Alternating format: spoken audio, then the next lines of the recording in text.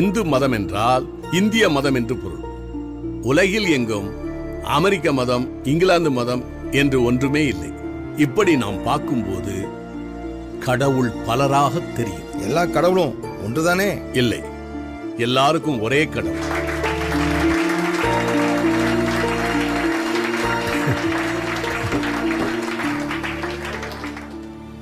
உங்க பெயர் கிறிஸ்தவ பெயரா தெரியலையே. உங்க அப்பாவுக்கு நீங்களா பேர் வச்சீங்க? ஐ அப்ஜெக்ட் திஸ் யுவர் ஆனர். இல்லையா, நான் ஒரு உதாரணத்துக்கு தான் கேட்கிறேன். Your honour. பப்ளிக் ப்ராசிக்யூட்டர், உங்க ஆன்சர்? என்னங்க நீங்க பேசுறது குதர்க்கமா இருக்க.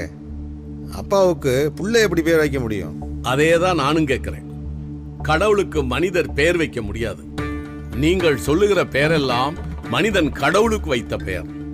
இயேசு என்று பெயரிடுவாயாக என்று பிதாவின் இடத்திலிருந்து கட்டளை வந்தது.